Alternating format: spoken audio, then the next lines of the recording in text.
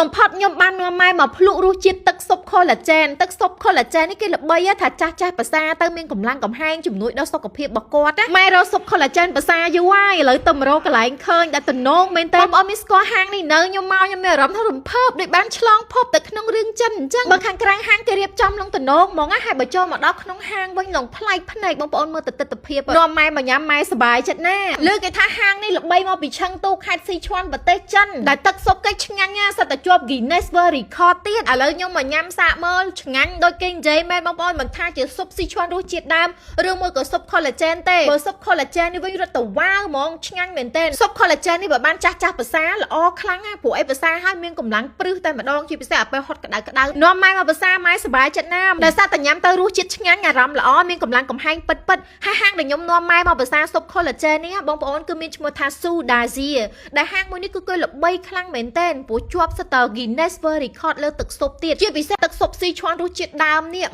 រសជាតិឡងប្លែកឡងដុតហើយឡងឆ្ងាញ់ហ្មងខ្ញុំដើរញ៉ាំស៊ុបស៊ីឈួនច្រើនកន្លែងនេះគឺថារសជាតិឆ្ងាញ់សាហាវហាង Sudasia នេះមានប្រភពមកពីឆឹងទូខេត្តស៊ីឈួនប្រទេសចិនដែលទឹកស៊ុបគេមានរសជាតិឆ្ងាញ់មែនទែនរហូតទទួលបាន certificate ពី Guinness World Record អញ្ចឹងធ្វើឲ្យហាងគេនេះល្បីខ្លាំងមែនទែនបើកជាង600សាខាលើពិភពលោកហើយប្រទេសខ្មែរយើងក៏មានដែរតម្លៃក៏សមរម្យដែរសម្រាប់ប្រជាជនខ្មែរយើងខ្ញុំគិតថាមិនថ្លៃទេព្រោះគេមានតាមឈុតគេលក់ជាស៊ុប hot potមានឈុតតូចឈុតធំជាច្រើនឈុតតម្រូវទៅតាមសមាជិកដែលយើងទៅញ៉ាំហើយក៏មានអាឡាកាត់ច្រើនប្រភេទអាចកំងបានយើងមកគ្នាច្រើនចឹងយើងអាចកំងឈុតធំជាលក្ខណៈគ្រួសារក៏បានដែរខ្ញុំកំងមួយឈុតធំនេះអស់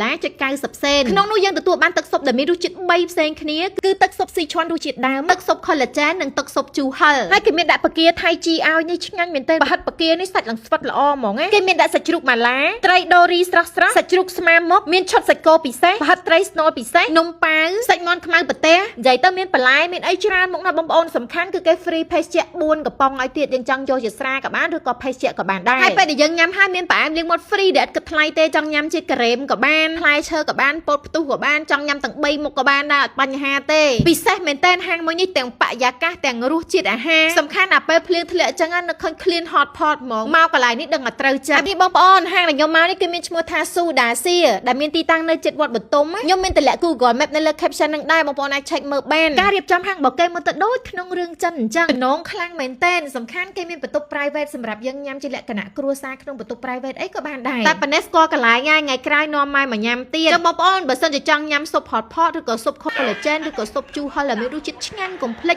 ហាង Sudasia អរគុណបងប្អូនដែលចូលចិត្តវីដេអូរបស់នាងខ្ញុំជម្រាបលា